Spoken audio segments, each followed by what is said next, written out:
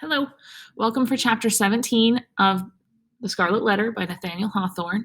This chapter is called The Pastor and His Parishioner. So at the end of 16, Hester had just seen Dimmesdale walking through the woods, and as this chapter opens up, she is going to call to him so that she can talk to him. Slowly as the minister walked, he had almost gone by before Hester Prynne could gather voice enough to attract his attention. At length she succeeded. "Arthur Dimmesdale," she said, faintly at first, then louder, but hoarsely. "Arthur Dimmesdale!" "Who speaks?" answered the minister.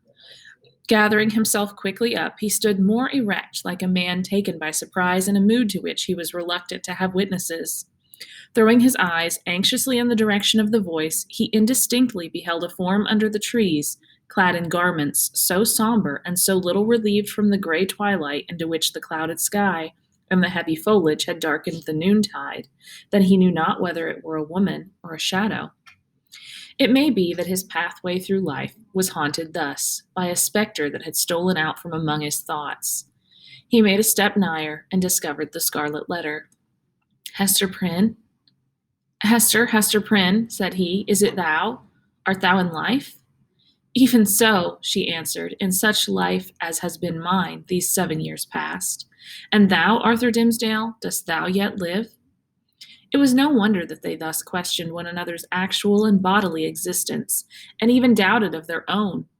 So strangely did they meet in the dim wood that it was like the first encounter in the world beyond the grave of two spirits who had been intimately connected in their former life, but now stood coldly shuddering in mutual dread, as not yet familiar with their state, nor wanted to the companionship of disembodied beings. Each a ghost, and awe-stricken at the other ghost. They were awe-stricken likewise at themselves, because the crisis flung back to them their consciousness, and revealed to each heart its history and experience, as life never does except at such breathless epochs. The soul beheld its features in the mirror of the passing moment. It was with fear and tremulously, and as it were by a slow, reluctant necessity, that Arthur Dimmesdale put forth his hand, chill as death, and touched the chill hand of Hester Prynne. The grasp, cold as it was, took away what was dreariest in the interview. They now felt themselves at least inhabitants of the same sphere. So when Dimmesdale sees Hester at first, he kind of just looks like a shadow, and then he realizes it's her, and he asks, "Are you real? Are you really there?" And she kind of asks the same thing. So it could be partly due to the fact that we know Dimmesdale has had hallucinations, visions, if you will, but it's also just because of the surreal moment that they are having. They both question whether the other one is a ghost, because they never thought like this moment would come, like for them to talk alone together.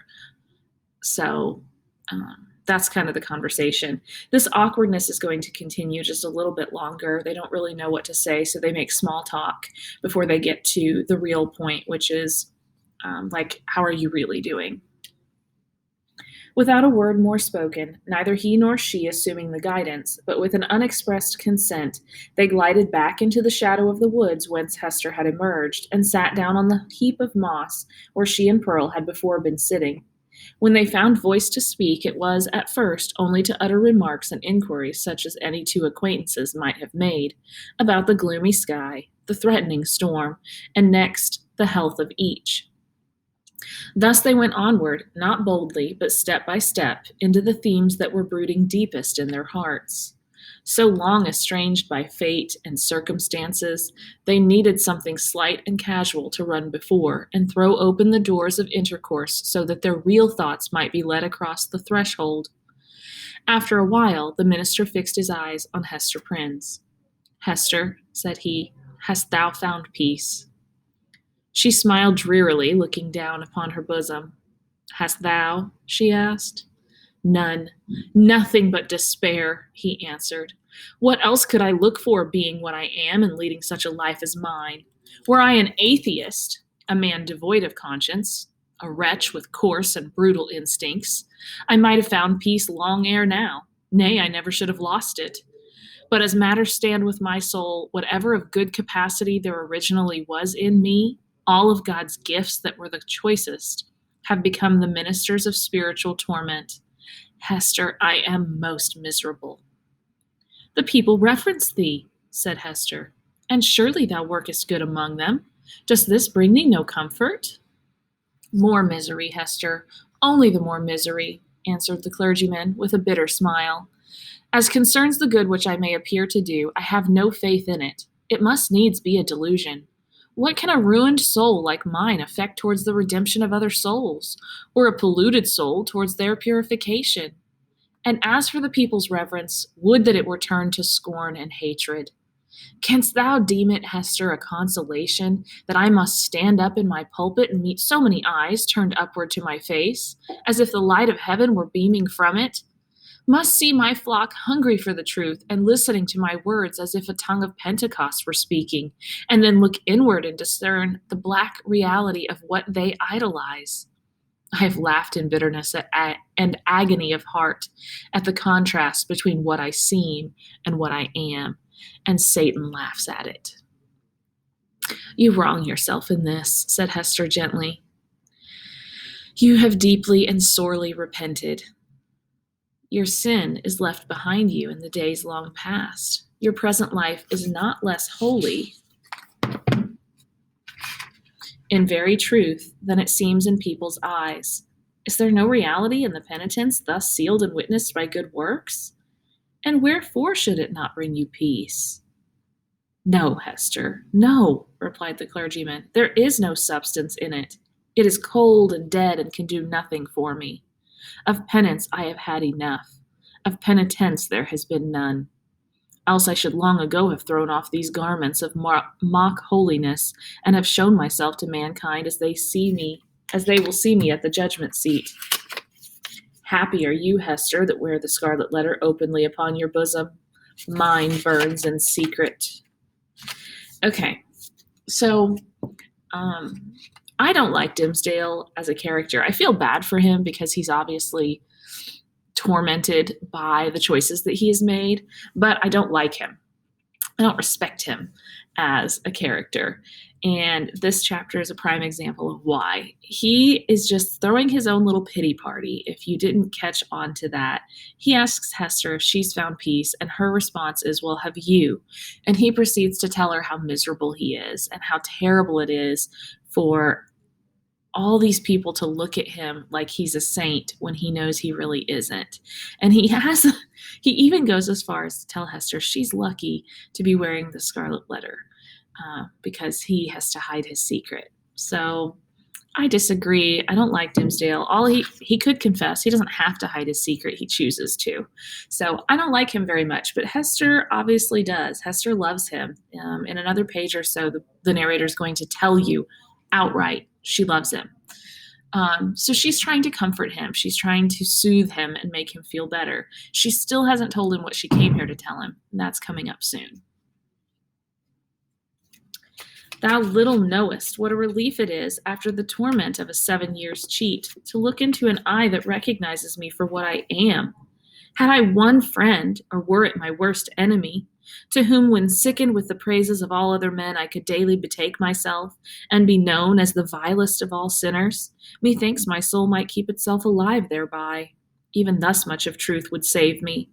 But now it is all falsehood, all emptiness, all death. Hester Prynne looked into his face, but hesitated to speak. Yet, uttering his long restrained emotions so vehemently as he did, his words here offered her the very point of circumstances in which to interpose what she came to say. She conquered her fears and spoke.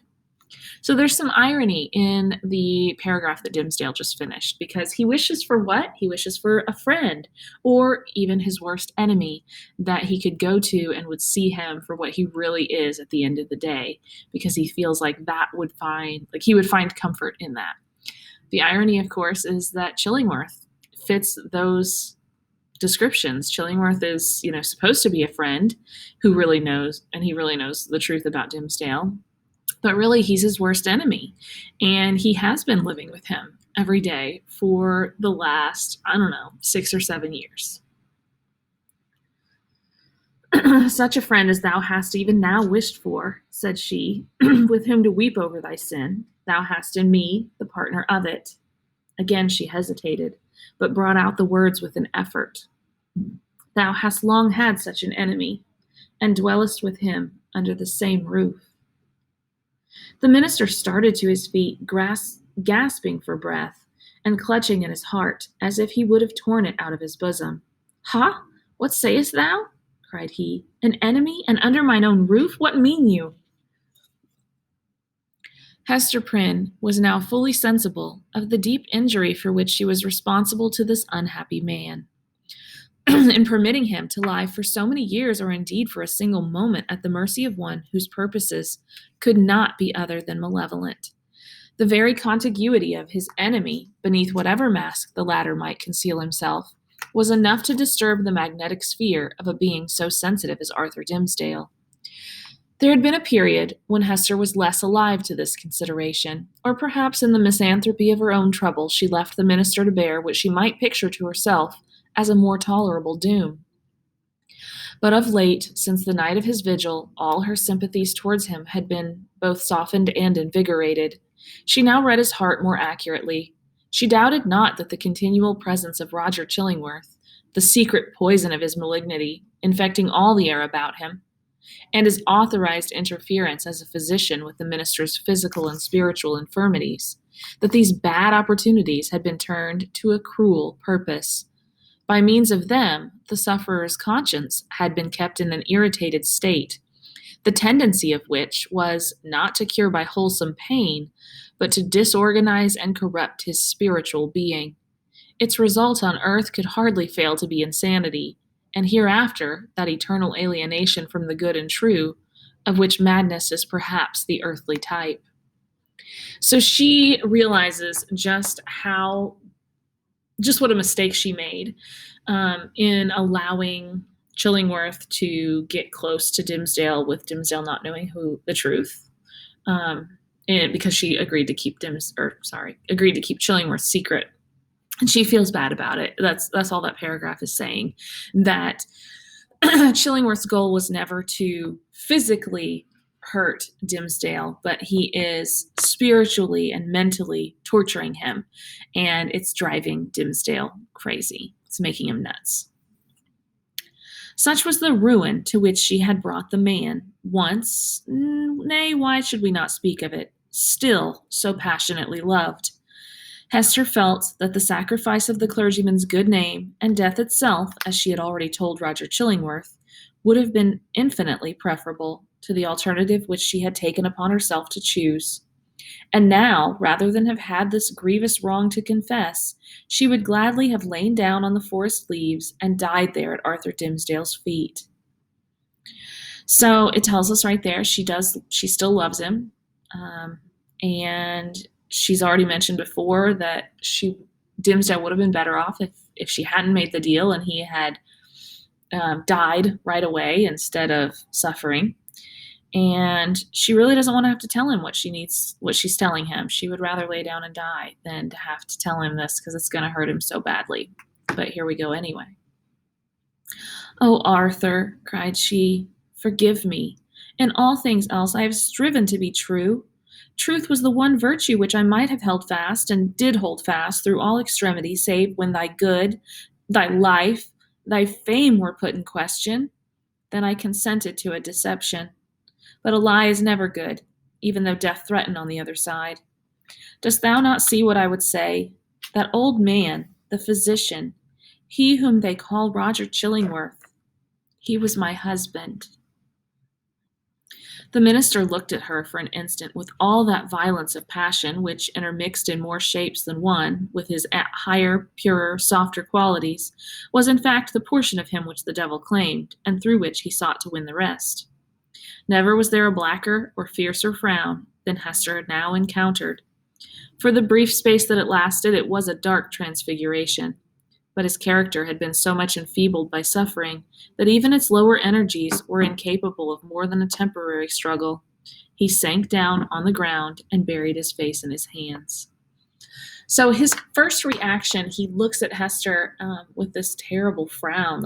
He looks angry and mean and evil, even like the part of him that the devil has claimed. That peeked out at Hester right then. But it only lasts a moment because he's so feeble, he's so weak that even his anger he can only last for a short time. And then he just sort of collapses to the ground with his head in his hands, upset. I might have known it, murmured he. I did know it. Was not the secret told me in the natural recoil of my heart at the first sight of him, and as often as I have seen him? Why did I not understand? Oh, Hester Prynne, thou little, little knowest all the horror of this thing, and the shame, the indelicacy, the horrible ugliness of this exposure of a sick and guilty heart to the very eye that would gloat over it. Woman, woman, thou art accountable for this. I cannot forgive thee. Okay, so remember he said, I cannot forgive you. He's really upset. Thou shalt forgive me, cried Hester, flinging herself on the fallen leaves beside him. Let God punish. Thou shalt forgive. With sudden and desperate tenderness, she threw her arms around him and pressed his head against her bosom, little caring, though his cheek rested on the scarlet letter. He would have released himself, but strove in vain to do so. Hester would not set him free, lest he should look her sternly in the face. All the world had frowned on her. For 7 long years had it frowned upon this lonely woman, and still she bore it all, nor ever once turned away her firm, sad eyes. Heaven likewise had frowned upon her, and she had not died. But the frown of this pale, weak, sinful, and sorrow-stricken man was what Hester could not bear and live. Wilt thou yet forgive me? She repeated, over and over again. Wilt thou not frown? Wilt thou forgive? I do forgive you, Hester, replied the minister at length, with a deep utterance out of an abyss of sadness, but no anger. I freely forgive you now. May God forgive us both. We are not, Hester, the worst sinners in the world. There is one worse than even the polluted priest. That old man's revenge has been blacker than my sin. He has violated in cold blood the sanctity of a human heart. Thou and I, Hester, never did so. Never, never, whispered she. What we did had a consecration of its own. We felt it so. We said so to each other. Hast thou forgotten it? Hush, Hester, said Arthur Dimmesdale, rising from the ground. No, I have not forgotten. Okay, so he said he would never forgive her, but then a couple minutes later, he says, I freely forgive you. So even that, he just doesn't have the strength. It's like he doesn't have the strength to even be upset. So he tells her he forgives her, and then he says that their sin is not the worst, that there's one worse than the two of them, and that being, of course, Chillingworth. He says that Chillingworth's revenge was blacker than their sin in creating Pearl, right? Their sin of adultery, because he has, quote, violated in cold blood the sanctity of a human heart, end quote. And that is an important line because what he's saying is that Chillingworth, like his sin is that he purposely set out to ruin another person. Like that was his goal, to ruin Dimmesdale. Like his soul, that's his goal. He wants to make sure that Dimmesdale suffers for eternity. And Hester says, you're right. What we did had a consecration of its own. Consecration is on the vocab list this week. And it means like to make holy. So what she's saying is that their sin was like a sin of love. It wasn't a sin of hatred or revenge. And that's why it's not as bad. They sat down again, side by side, and hand clasped in hand on the mossy trunk of the fallen tree. Life had never brought them a gloomier hour. It was the point whither their pathway had so long been tending and darkening ever as it stole along, and yet it enclosed a charm that made them linger upon it, and claim another, and after all, another moment. The forest was obscure around them, and creaked with a blast that was passing through it. The boughs were tossing heavily above their heads, while one solemn old tree groaned dolefully to another, as if telling the sad story of the pair that sat beneath, or constrained to forebode evil to come. And yet they lingered. How dreary looked the forest track that led backward to the settlement where Hester Prynne must take up again the burden of her ignominy, and the minister the hollow mockery of his good name. So they lingered an instant longer. No golden light had ever been so precious as the gloom of this dark forest. Here, seen only by his eyes, the scarlet letter need not burn into the bosom of the fallen woman.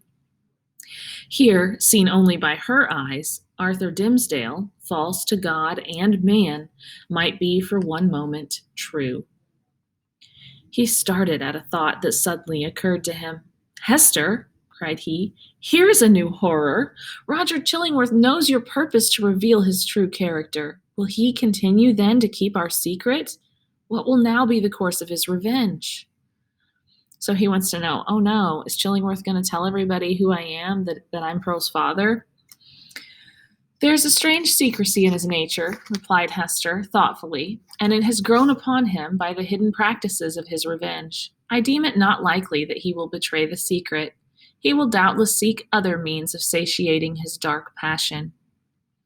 "And how am I to live longer breathing the same air with this deadly enemy?" exclaimed Arthur Dimmesdale, shrinking within himself, and pressing his hand nervously against his heart, a gesture that had grown involuntarily with him. "Think for me, Hester. Thou art strong. Resolve for me." "Thou must dwell no longer with this man," said Hester, slowly and firmly. "Thy heart must be no longer under his evil eye." "It were far worse than death," replied the minister. "But how to avoid it? What choice remains to me? Shall I lie down again on these withered leaves where I cast myself when thou didst tell me what he was? Must I sink down here and die at once?" "Alas, what a ruin has befallen thee," said Hester, with the tears gushing into her eyes. "Wilt thou die for very weakness? There is no other cause." "The judgment of God is on me," answered the conscience-stricken priest. "It is too mighty for me to struggle with." So he's worried about Chillingworth telling, and then he is worried about, oh my God, how am I going to go on living with this guy, this enemy? And she's like, "You're not going to live with him anymore." He keeps asking Hester to fix it for him. "You're strong. Hester, tell me what to do." And she's offering up some suggestions, none of which he thinks are good enough. All right, Dimmesdale even says, like, "I have no choice but to live with Chillingworth. What else am I going to do? Should I just lay down here and die? Like, that's all. That's the only way I'm going to get out of this." She says, "Why would you die? Just for weakness? Like, there's no other reason for you to just up and die." She's trying to soothe him. "Heaven would show mercy," rejoined Hester, "hadst thou but the strength to take advantage of it." "Be thou strong for me," answered he. "Advise me what to do."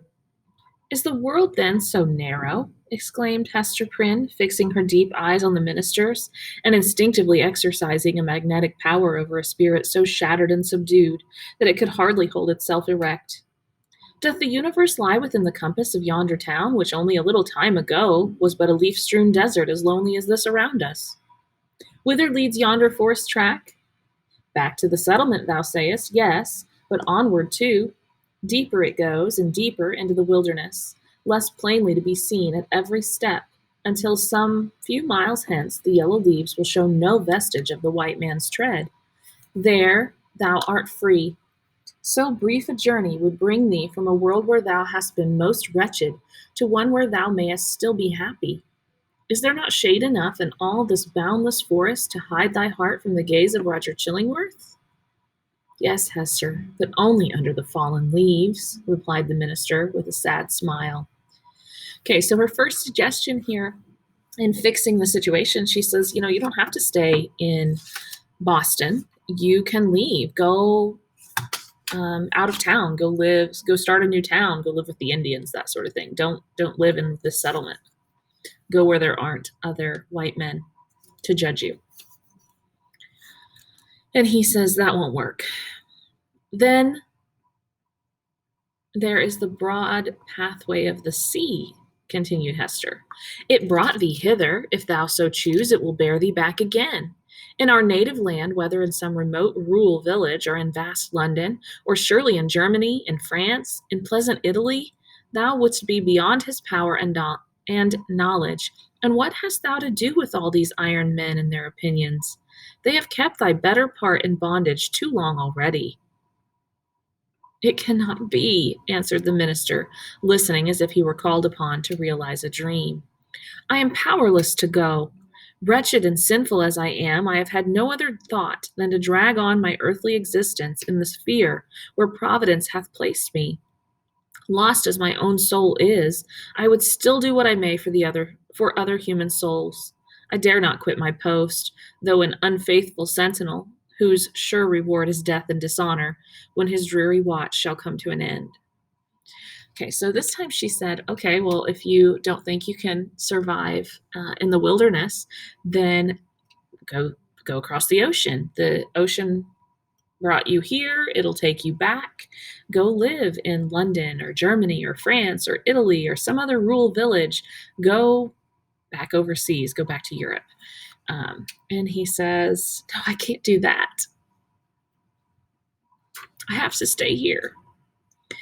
Thou art crushed under the 7 years' weight of misery, replied Hester, fervently resolved to buoy him up with her own energy. But thou shalt leave it all behind thee. It shall not cumber thy steps as thou treadest along the forest path. Neither shalt thou freight the ship with it, if you prefer to cross the sea. Leave this wreck and ruin here where it hath happened. Meddle no more with it. Begin all anew. Hast thou exhausted possibility in the failure of this one trial? Not so. The future is yet full of trial and success. There is happiness to be enjoyed. There is good to be done. Exchange this false life of thine for a true one. Be, if thy spirit summon thee to such a mission, the teacher and apostle of the red men, meaning the Indians. Or, as is more thy nature, be a scholar and a sage among the wisest and most renowned of the cultivated world. Preach, write, act, do anything save to lie down and die. Give up this name of Arthur Dimmesdale and make thyself another and a high one, such as thou canst wear without fear or shame. Why shouldst thou tarry so much as one other day in the torments that have so gnawed into thy life, that have made thee feeble to will and to do, that will leave thee powerless even to repent? Up and away. So again, she's telling him, you only feel like you can't because you're bogged down by what happened here, by the sin, by the choices that you made. But she's like, when you leave, you can leave that all behind. You're not going to take this trouble with you. You're going to go start over, pick a new name, do anything but lay down and die. Like she's telling him, you can't quit. Oh, Hester, cried Arthur Dimmesdale, in whose eyes a fitful light, kindled by her enthusiasm, flashed up and died away. Thou tellest of running a race to a man whose knees are tottering beneath him. I must die here. There is not the strength or courage left me to venture into the wide, strange, difficult world alone. It was the last expression of the despondency of a broken spirit. He lacked energy to grasp the better fortune that seemed within his reach. He repeated the word, alone, Hester. Thou shalt not go alone, answered she in a deep whisper. Then all was spoken. Okay, so what does that mean when he repeats the word alone, and she says, you won't go alone, and then all was spoken. So what does that mean? Well, it means Dimmesdale doesn't have to go alone. He's not going to start over alone. This implies that Hester's going too. And that's how the chapter ends. So, quick recap here. Hester calls to Dimmesdale after some awkward small talk between them. Dimmesdale proceeds to say that he's miserable and Hester's lucky she wears her sin outwardly because his hidden secret is just torture to him. She finally reveals Chillingworth's true identity as her husband. Dimsdale's super dramatic. He's angry. He tells Hester he'll never forgive her, but that doesn't last very long. He ends up forgiving her quite easily, actually. Um, he acknowledges that Chillingworth's sin is worse than theirs because he purposely violated the sanctity of a human heart. In other words, purposely took someone else's happiness away. And then Hester is suggesting ways that Dimsdale can escape this present torture. He refuses all of these ideas. He has an excuse for why they won't work until Hester finally says that he doesn't have to do it alone, which implies that she is going to leave with him. And that's the end of the chapter. Hope you found it helpful.